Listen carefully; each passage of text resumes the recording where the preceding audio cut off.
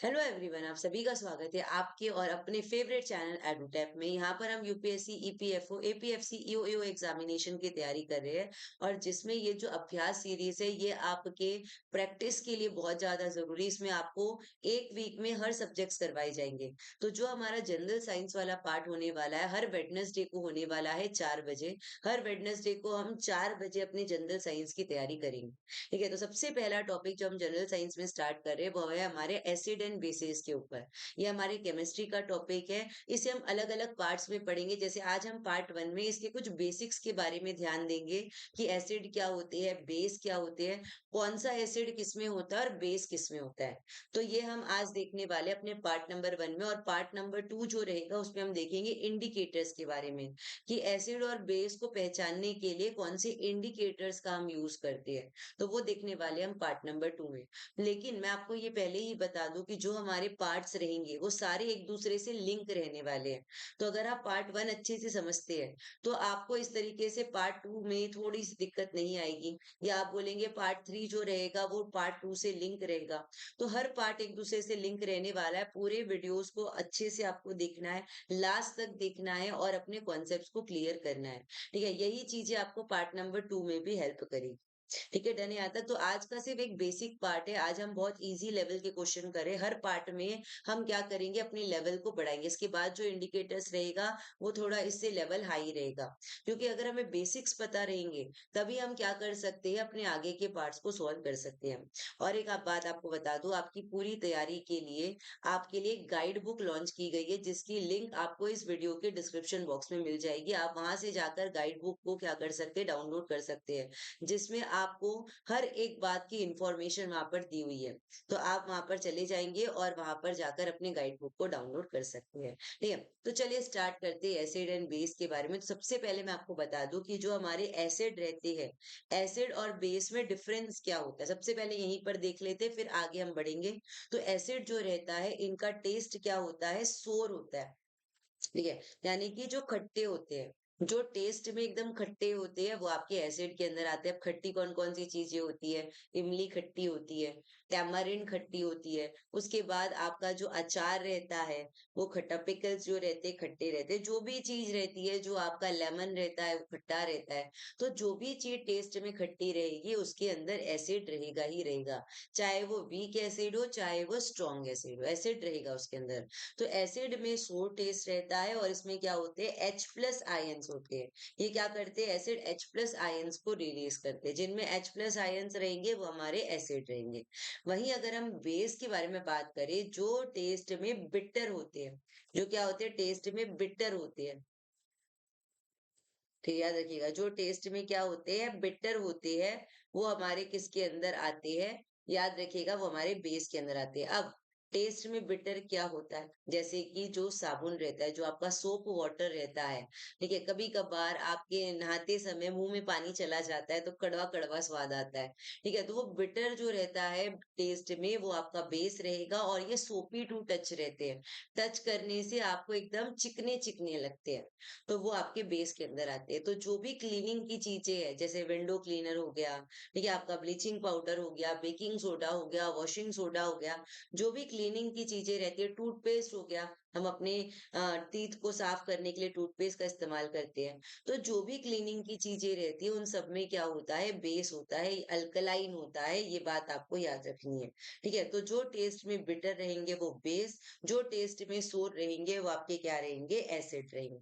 ठीक है, डन है यहाँ तक, क्लियर है। और बेस में क्या होता है, OH माइनस आयंस रिलीज होते हैं। हमने एसिड में क्या देखा था, H प्लस आयंस रिलीज होते हैं। बेस में क्या होते हैं, OH माइनस आयंस रिलीज होते हैं। तो अगर मैं आपको एक एग्जांपल दूं कि मान लीजिए मेरे पास है कैल्शियम हाइड्रोक्साइड। मान लीजिए मेरे पास है कैल्शियम हाइड्रोक्साइड। कैल्शियम हाइड्रोक्साइड को हम क्या कहते हैं, स्लेक्ड लाइन कहते हैं। स्लेक्ड लाइन ये चूना है, चूना। ठीक है, अब देखिए ये एसिड रहेगा कि बेस रहेगा, इसे हम कैसे पहचानेंगे। इसमें हमें दिख रहा है OH, इसमें हमें क्या दिख रहा है, OH दिख रहा है। तो ये हमारा क्या होता है, बेस होता है। अगर मैं वही बात करती हूँ HCl के बारे में, hydrochloric acid, HCl, hydrochloric acid, तो इसमें हमारा H प्लस आयंस दिख रही है, तो ये हमारे एसिड के अंदर आता है। तो ये एसिड रहेगा और ये वाला आपका बेस रहेगा। ठीक है। अब आते हैं हम अपने सबसे पहले क्वेश्चन पर, विच of the following acid is found in citrus fruits like lemons and oranges. ठीक है। अब हमने देख लिया कि एसिड क्या होते हैं और बेस क्या होते हैं, लेकिन हमारे पास जो क्वेश्चन एग्जाम्स में बनते हैं वो इस तरीके से बनते हैं कि आपका कौन सा एसिड किस में होता है और कौन सा बेस किस में होता है, जो आज हम पूरे पार्ट नंबर 1 में ये समझने वाले हैं। तो याद रखिएगा, सिट्रस फ्रूट्स यानी जो खट्टे फल होते हैं, जैसे कि लेमन हो गया, ऑरेंजेस हो गए, ठीक है, जो आपका नींबू हो गया, आपके ऑरेंज हो गए, ये खट्टे फल होते हैं। इनमें कौन सा एसिड रहता है? तो एक तो होता है एस्कॉर्बिक एसिड, एक तो होता है एस्कॉर्बिक एसिड, जिसे हम क्या कहते हैं, विटामिन सी भी कहते हैं। तो डॉक्टर्स क्या बोलते हैं, जब भी आपको कोई डिसीज हो जाती है, तो अगर आपकी इम्यूनिटी को बढ़ाना है, इम्यूनिटी को बूस्ट अप करना है, तो डॉक्टर्स आपको ज्यादा विटामिन सी लेने को कहते हैं। विटामिन सी क्या करता है, आपकी इम्यूनिटी को बढ़ाता है। लेमन हो गया, ऑरेंजेस हो गए, आंवला हो गया, ये सारी चीजों में क्या होता है, एस्कॉर्बिक एसिड। अब हमें बोल रहा है कि सिट्रस फ्रूट्स में कौन सा एसिड रहता है, तो अब एस्कॉर्बिक एसिड तो ऑप्शन में दिया ही नहीं है। तो हम सबसे पहले बात करते हैं एसिटिक एसिड के बारे में। एसिटिक एसिड जो रहता है हमारे सिट्रस फ्रूट्स में नहीं होता है। एसिटिक एसिड विनेगर में होता है। विनेगर, विनेगर का यूज आप कुकिंग के लिए करते हैं, कुकिंग में डालते हैं एसेंस, विनेगर एसेंस, ऐसा कुछ आप डालते हैं, विनेगर डालते हैं, ये थोड़ा सा खट्टा होता है। ठीक है। तो विनेगर में क्या होता है, एसिटिक एसिड होता है। अगर मैं बात करती हूँ लैक्टिक एसिड के बारे में, तो मिल्क और कर्ड में होता है। मिल्क में क्या होता है, लैक्टोज होता है। मिल्क में याद रखिएगा क्या होता है, लैक्टोज होता है। तो इसे जब हम लैक्टिक एसिड में बदल देते हैं, जब लैक्टोज लैक्टिक एसिड में चेंज हो जाता है, जब लैक्टोज लैक्टिक एसिड में चेंज हो जाता है, तो मिल्क हमारा क्या बन जाता है, कर्ड बन जाता है। तो जब आप दूध से दही जमाते हैं, तो वहां पर हमारा जो लैक्टोज है लैक्टिक एसिड में कन्वर्ट होता है, और ये काम कौन करता है, याद रखिएगा, ये करता है लैक्टोबैसिलस बैक्टीरिया। ठीक है, लैक्टोज को लैक्टिक एसिड में कन्वर्ट करने का काम लैक्टोबैसिलस बैक्टीरिया करता है। कौन करता है, लैक्टोबैसिलस बैक्टीरिया करता है। ये बात अच्छे से आपको ध्यान में रखनी है। ठीक है। तो यहाँ पर हमारा लैक्टिक एसिड मिल्क और कर्ड में रहेगा।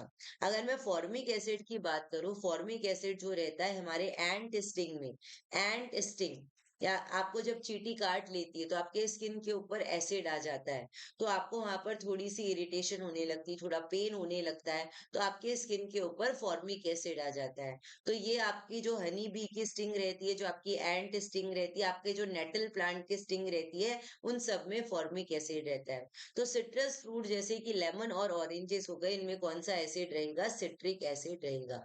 और इसे हम एस्कॉर्बिक एसिड, विटामिन सी भी कहते हैं। बहुत सारी जगह पर जहां जहां पर सिट्रिक एसिड है, वहां पर एस्कॉर्बिक एसिड भी रहता है। ठीक है, क्लियर है। तो यहाँ पर हमारा आंसर क्या हो जाएगा, ऑप्शन नंबर बी हो जाएगा। चलिए आगे चलते हैं, आई होप आपको सारी चीजें क्लियर हो रही है। आगे बढ़ते हैं, क्वेश्चन नंबर 2 में आते हैं। ये आपके एग्जाम में आया हुआ क्वेश्चन है। जब आप अगर प्रीवियस ईयर पेपर देखते हैं, तो टार्टारिक एसिड पर क्वेश्चन आपका आया हुआ है। टार्टारिक एसिड बहुत इंपॉर्टेंट है हमारे एग्जाम के लिए। तो टार्टारिक एसिड किस में होता है, ठीक है, याद रखिएगा, टार्टारिक एसिड किस में होता है। तो अगर मैं लेमन की बात करूं, अभी हमने लेमन में तो देखा कि सिट्रिक एसिड होता है, आंवले में एस्कॉर्बिक एसिड, सिट्रिक एसिड होता है। तो ये दोनों तो आपका नहीं हो सकता, ये दोनों में तो आपका विटामिन सी है, सिट्रिक एसिड है। लेकिन जो हमारे अनराइप मैंगोज होते हैं, अनराइप मैंगोज यानी कि कच्चे आम, अनराइप मैंगोज जो रहते हैं, जो ग्रेप्स होते हैं, जो टैमरिंड होती है यानी कि जो इमली होती है, इन तीनों में क्या होता है, टार्टारिक एसिड होता है। इन तीनों में आपका टार्टारिक एसिड होता है, अनराइप मैंगोज में, ग्रेप्स में और टैमरिंड में। तो देखिए हमारा आंसर आ रहा है 3 और 4। 3 और 4, 3 और 4 हमारा किसमें दिया हुआ है, ऑप्शन नंबर बी में दिया हुआ है। तो आंसर हो जाएगा option number B. Unripe mangoes और ग्रेप्स में आपका रहता है टार्टारिक एसिड, और टैमारिंड में रहता है। अब देखो टार्टारिक एसिड के ऊपर एक एनसीईआरटी में एक पार्ट और दिया हुआ है कि हमारे पास मान लीजिए बेकिंग सोडा है, हमारे पास मान लीजिए बेकिंग सोडा है। ठीक है, बेकिंग सोडा का फॉर्मूला होता है NaHCO3। बेकिंग सोडा का फॉर्मूला होता है NaHCO3, सोडियम बाइकार्बोनेट। क्या होता है, सोडियम बाइकार्बोनेट। ठीक है। तो जब इसमें हम टार्टारिक एसिड मिलाते हैं, जब बेकिंग सोडा में हम टार्टारिक एसिड मिलाते हैं, तो क्या फॉर्म हो जाता है, बेकिंग पाउडर। क्या बन जाता है, बेकिंग पाउडर। याद रखिएगा ये क्वेश्चन हमारे एनसीईआरटी में दिया है कि टार्टारिक एसिड में ऐसा क्या मिलाएंगे कि बेकिंग पाउडर फॉर्म हो जाता है, या बेकिंग सोडा में कौन सा एसिड मिलाते हैं कि बेकिंग पाउडर फॉर्म हो जाता है। तो याद रखिएगा जब हम बेकिंग सोडा में टार्टारिक एसिड मिलाते हैं, टार्टारिक एसिड को हम क्या करते हैं, डिसॉल्व करते हैं, तो बेकिंग पाउडर फॉर्म होता है। ठीक है, ये बात याद रखिएगा, ये क्वेश्चन आपके लिए इंपॉर्टेंट हो सकता है। चलिए आगे चलते, क्वेश्चन नंबर थर्ड में आते हैं, which of the following acid is found in ant sting. अब एंट स्टिंग में कौन सा एसिड रहता है, तो सबसे पहले हम अपना ऑप्शन एलिमिनेट कर लेते हैं। तो अगर मैं बात करती हूँ ऑक्जेलिक एसिड के बारे में, ऑक्जेलिक एसिड हमारे एंट स्टिंग में नहीं होता है। ऑक्जेलिक एसिड आपके टोमेटो में या और स्पिनच में, टोमेटो में और स्पिनच में होता है, टमाटर और पालक में आपका ऑक्जेलिक एसिड रहता है।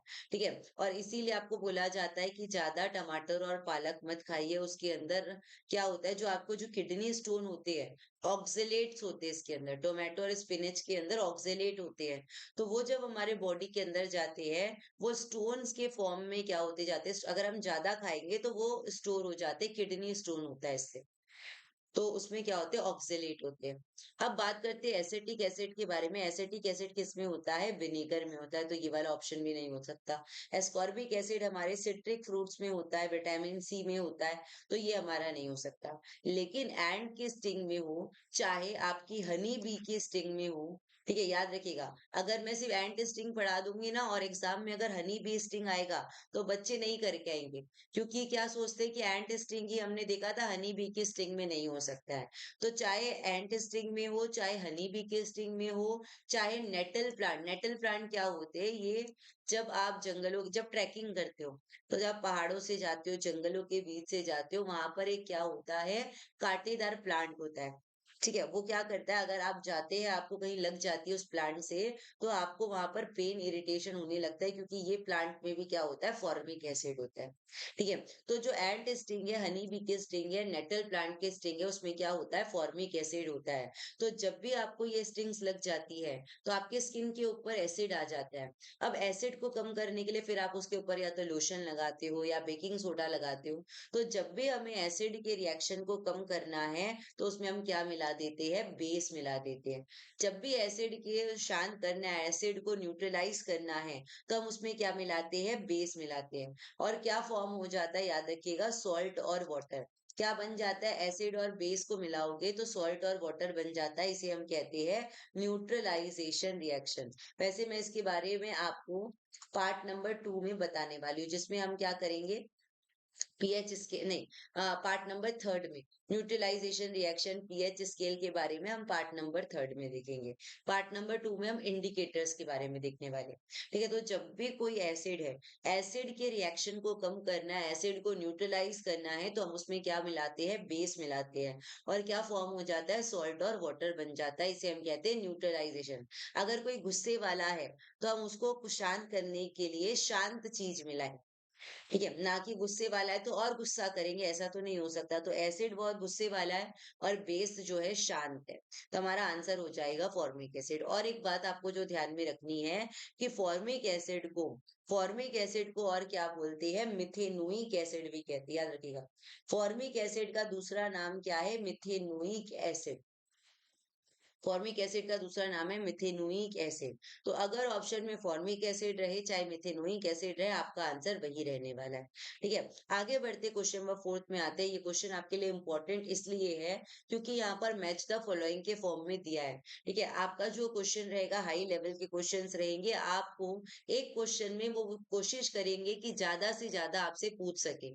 तो देखिए इसमें वो 4 एसिड के बारे में पूछ रहे हैं, तो आपका इस टाइप का क्वेश्चन, स्टेटमेंट वाले क्वेश्चन ज्यादा इंपॉर्टेंट रहने वाले हैं।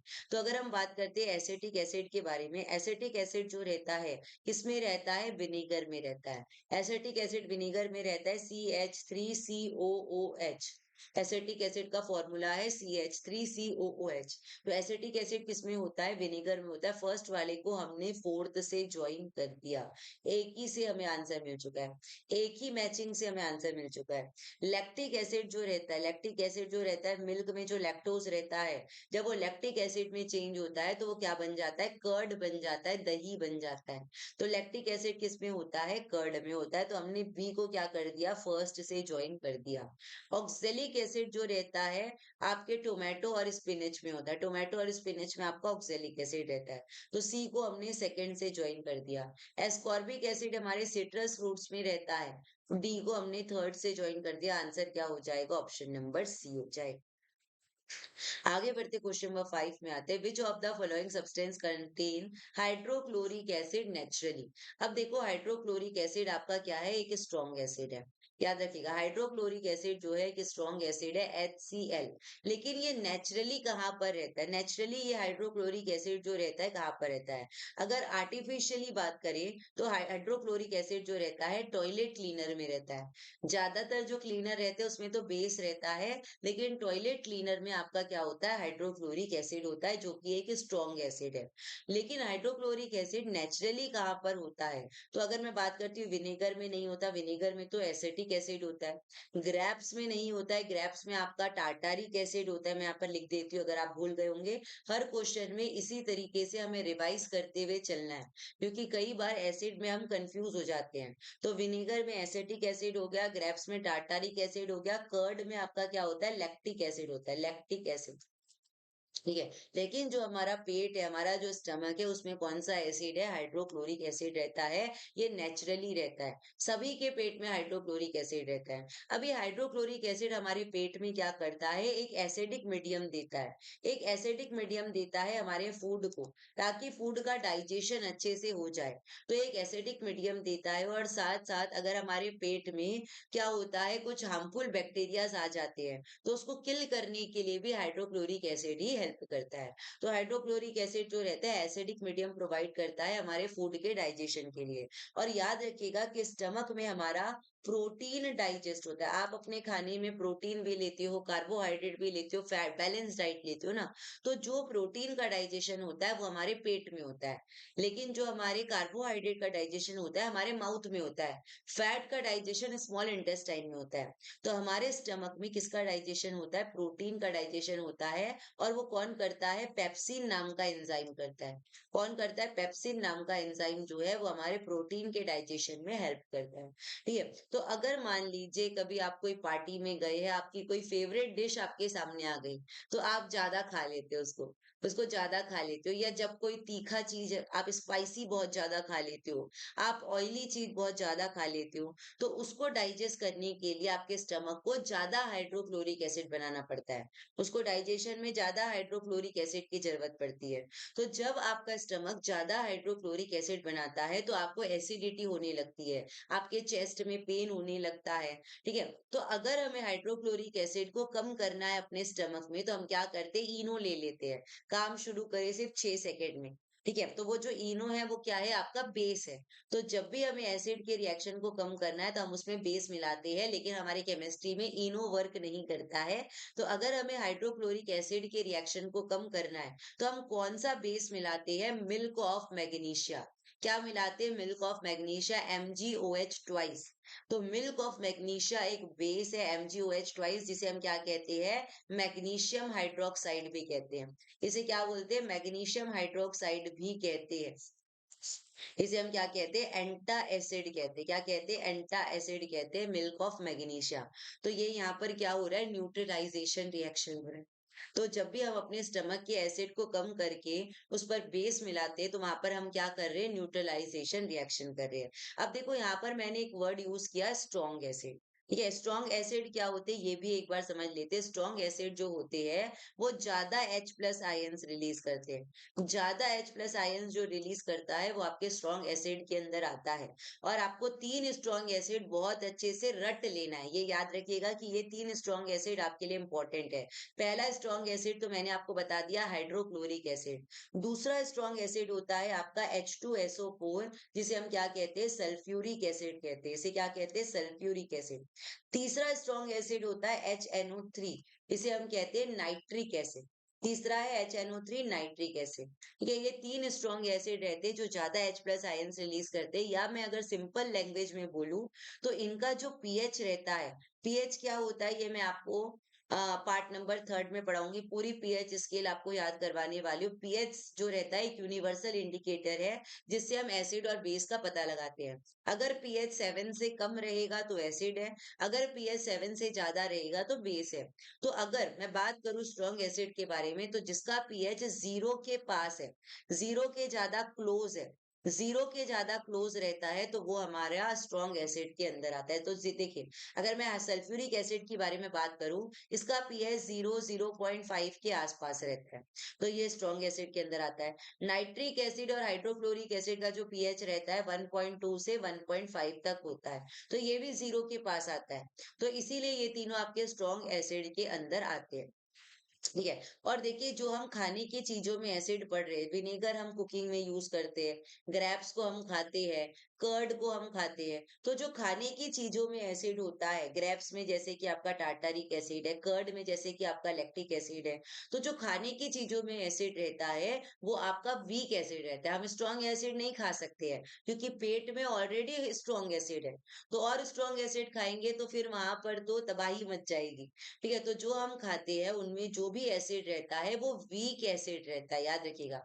हमारे पेट में ऑलरेडी स्ट्रॉन्ग एसिड है, लेकिन जो खाने की चीजों में एसिड होता है, आप टमाटर खाते हैं, आप टोमेटो खाते हैं, उसमें ग्रेप्स में खाते हैं, आप इमली खाते हैं, आप जो भी खाते हैं, जो भी चीजों में एसिड रहेगा वो आपका वीक एसिड रहता है। लेमन में सिट्रिक एसिड रहता है, वीक एसिड। आपके ऑरेंजेस में सिट्रिक एसिड रहता है, वीक एसिड। आगे बढ़ते क्वेश्चन नंबर 6 में आते हैं, which of the following is used as an antacid. अब हम किसे एंटा एसिड की तरह यूज करते हैं? एंटा एसिड का मतलब होता है जो एसिड को काटता है, एसिड को काटने का काम करता है। तो एसिड को कौन काटता है? बेस काटते हैं। एंटा एसिड की तरह हम यूज करते हैं। तो अगर मैंने अभी बताया था, हमारे पेट में अगर हाइड्रोक्लोरिक एसिड बढ़ जाता है, अगर हमारे स्टमक में हाइड्रोक्लोरिक एसिड बढ़ जाता है, तो उसको कट करने के लिए हमें क्या मिलाना पड़ता है? मिल्क ऑफ मैग्नीशिया मिलाना पड़ता है। ये क्या है? आपका मिल्क ऑफ मैग्नीशिया। तो मिल्क ऑफ मैग्नीशिया ये आपका क्या है? एंटा एसिड है, MgOH ट्वाइस, जिसे हम मैग्नीशियम हाइड्रोक्साइड भी कहते हैं। ठीक है, तो यहाँ पर कौन सा एंटा एसिड है? Magnesium hydroxide, MgOH twice. अब मान लो कभी मिल्क ऑफ मैग्नीशिया नहीं है, मान लो कभी मिल्क ऑफ मैग्नीशिया नहीं है और आपके पेट में एसिडिटी हो गई है, तो हाइड्रोक्लोरिक एसिड के रिएक्शन को कम करने के लिए हम कभी कभार बेकिंग सोडा, पानी में बेकिंग सोडा मिलाकर भी आप ले सकते हैं। ठीक है, तो बेकिंग सोडा भी एक बेस है, लेकिन ये थोड़ा धीरे धीरे काम करता है।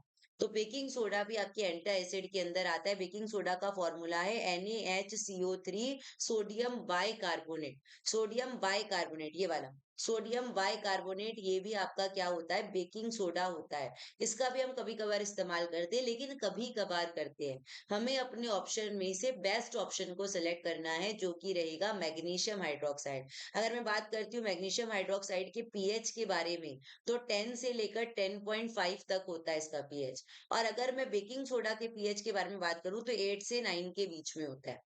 ठीक है, तो जो हमारा मिल्क ऑफ मैग्नीशिया है ज्यादा अच्छे से काम करता है, मैग्नीशियम हाइड्रोक्साइड जो है ज्यादा अच्छे से एंटा एसिड की तरह काम करता है।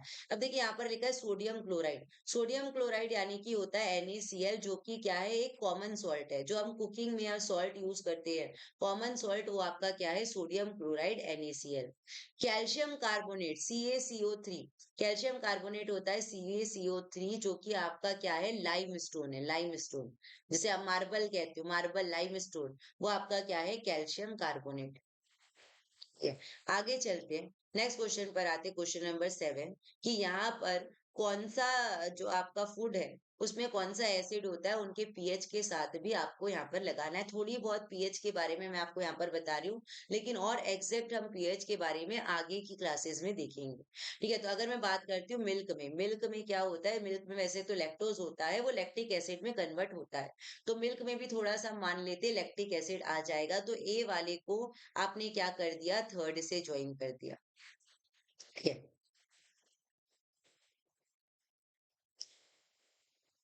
ए वाले को आपने थर्ड से ज्वाइन कर दिया और लैक्टिक एसिड का पीएच कितना होता है 6 पॉइंट सॉरी मिल्क का पीएच कितना होता है याद रखिएगा। ये मोस्ट इंपॉर्टेंट क्वेश्चन है। ये आपके लिए मोस्ट इंपॉर्टेंट क्वेश्चन है, मोस्ट इंपॉर्टेंट, कि जो मिल्क है मिल्क का पीएच कितना होता है, हमारे यूरिन का पीएच कितना होता है। तो अगर बोलेगा यूरिन का पीएच कितना होता है तो 6 से लेकर 6.5 होता है। ठीक है। और मिल्क का जो पीएच रहता है 6.5 से लेकर 6.8 तक रहता है। ये बिल्कुल आपके लिए बहुत ज्यादा इंपॉर्टेंट है, एनसीईआरटी में भी दिया है इसके बारे में, एक पीएच स्केल के बारे में दिया हुआ है। तो मिल्क का जो पीएच रहता है 6.5 से 6.8 तक रहता है और मिल्क में क्या होता है लैक्टिक एसिड। तो हमने ए वाले को थर्ड से ज्वाइन कर दिया है। उसके बाद ग्रेप्स, ग्रेप्स जो है उसमें क्या होता है टार्टारिक एसिड होता है। ग्रेप्स में क्या होता है टार्टारिक, ग्रेप्स में आपके अनराइप मैंगोज में आपके टेमारिंड में क्या होता है टार्टारिक एसिड होता है। और इसका पीएच जो रहता है 3 से लेकर 3.75 तक होता है। 3 से लेकर 3.75 तक ग्रेप्स का क्या होता है पीएच होता है। तो ग्रेप्स का पीएच इतना ज्यादा इंपॉर्टेंट नहीं है हमारे एग्जाम के लिए। ठीक है। तो ये याद रखिएगा, ग्रेप्स बी वाले को हमने क्या कर दिया फोर्थ से ज्वाइन कर दिया। क्लियर यहाँ तक। आगे बढ़ते हैं। अब देखिए विनेगर, विनेगर के बारे में बात करते हैं। विनेगर में क्या होता है एसिटिक एसिड होता है। विनेगर का पीएच 2.5 मोस्ट इंपॉर्टेंट। विनेगर का पीएच एग्जाम में आता है। विनेगर में क्या होता है एसिटिक एसिड होता है और विनेगर का पीएच होता है 2.5, यानी कि हमने सी वाले को फर्स्ट से ज्वाइन कर दिया। अब यहाँ पर हमें एक नई बात पता चल रही है, एप्पल। एप्पल को अगर आप ज्यादा देर तक कट करके रखते हैं तो एप्पल क्या करता है हमारे एनवायरनमेंट के ऑक्सीजन के साथ रिएक्शन कर लेता है और एप्पल के ऊपर एक ब्राउन कलर की लेयर आ जाती है। एप्पल में क्या होता है मैलिक एसिड होता है। एप्पल में क्या होता है मैलिक एसिड होता है। तो एप्पल का पीएच रहता है 3 से 3.5 से लेकर 4 तक। आप ऐसा 3 से लेकर 4 तक आप बोल सकते हैं। तो आपका आंसर क्या हो जाएगा ऑप्शन नंबर ए इसका आंसर हो जाएगा। अब देखिए ये सारी खाने की चीजें, ये सारी खाने की चीजें, तो ये जो एसिटिक एसिड है मैलिक एसिड है लैक्टिक एसिड है टार्टारिक एसिड है, ये सारे आपके वीक एसिड के अंदर आते हैं। ये सारे आपके वीक एसिड के अंदर आते हैं। तो जिनका भी पीएच 0 से लेकर 2 तक रहेगा वो आपके स्ट्रॉन्ग एसिड रहेंगे और 2 के बाद जितना भी पीएच रहता है वो आपके वीक एसिड के अंदर आते हैं। और खाने की चीजों में तो आपका वीक एसिड ही रहता है। ठीक है। आगे बात करते हैं, क्वेश्चन नंबर 8 में आते हैं। Which of the following is a mineral acid. आपको यहाँ पर बताना है कौन सा मिनरल एसिड है। तो मिनरल एसिड का मतलब होता है कि जिसमें कार्बन नहीं होता। जिसमें कार्बन नहीं होता है उसे हम क्या कहते हैं मिनरल एसिड कहते हैं। तो जो हमारे खाने की चीजें जैसे कि आपका टेमरिंड हो गया, ग्रेप्स हो गया, विनेगर हो गया, एप्पल हो गया, इनमें जो एसिड रहेगा उनमें कार्बन रहता है। जो हमारा खाना रहता है उसमें कार्बन रहता है। ठीक है। तो कार्बन जो रहता है वो आपके वीक एसिड में रहता है। कार्बन जो रहता है किसमें रहता है वीक एसिड में रहता है। मिनरल एसिड जो होता है वो आपका स्ट्रॉन्ग एसिड होता है। मिनरल एसिड जो रहता है वो आपका स्ट्रॉन्ग एसिड रहता है और उसमें कार्बन नहीं होता है। तो अगर मैं बात करती हूँ एसिटिक एसिड के बारे में, तो एसिटिक एसिड तो विनेगर में खाने की चीजों में है। तो ये आपके मिनरल एसिड के अंदर, ये आपके स्ट्रॉन्ग एसिड के अंदर नहीं आएगा। सिट्रिक एसिड जो है आपके लेमन में, ऑरेंजेस में होता है, सिट्रस फ्रूट्स में होता है। तो ये भी आपके मिनरल एसिड के अंदर नहीं आता है क्योंकि इनमें कार्बन है। लैक्टिक एसिड आपके कर्ड में रहता है तो ये भी वीक एसिड के अंदर आता है, इसमें भी कार्बन रहता है। लेकिन हाइड्रोक्लोरिक एसिड, हाइड्रोक्लोरिक एसिड एक स्ट्रॉन्ग एसिड है। इसका पीएच होता है 1.2 से लेकर 1.5 तक और ये हमारे मिनरल एसिड के अंदर आएगा। ठीक है। आगे बात करते हैं क्वेश्चन नंबर 9 के बारे में। Which of the following option will correctly match the acid with the substances in which they are found. आपको बोला है यहाँ पर आपको एसिड का नाम दिया है, आपको ऑप्शंस में से चेक करना है कि ये एसिड किस में मिलते हैं। ठीक है। सबसे पहले हम सिट्रिक एसिड के बारे में बात करते हैं। सिट्रिक एसिड जो रहता है आपके ऑरेंज में भी रहेगा, आपके लेमन में भी रहेगा। तो फर्स्ट वाला या तो ऑरेंज हो सकता है या तो लेमन हो सकता है। फर्स्ट वाला जो है जिसमें सिट्रिक एसिड रहेगा, खट्टे फलों में रहता है सिट्रिक एसिड जो कि वीक एसिड के अंदर आता है। तो ये या तो ऑरेंज या तो लेमन में रहेगा। टोमेटो में तो नहीं रहेगा, टोमेटो में नहीं रहता। टोमेटो में आपका ऑक्जेलिक एसिड रहता है। ये वाले ऑप्शन को काट देंगे, टोमेटो में रहता है ऑक्जेलिक एसिड। ठीक है।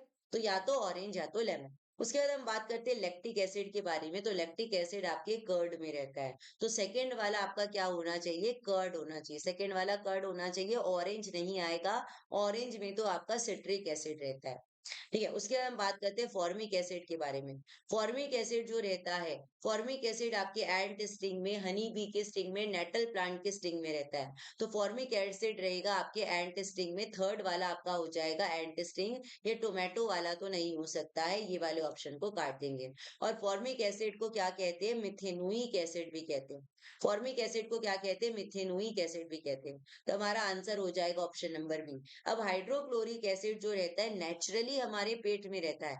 हाइड्रोक्लोरिक एसिड नेचुरली हमारे पेट में रहता है, लेकिन आर्टिफिशियली उसका इस्तेमाल टॉयलेट क्लीनर में किया जाता है।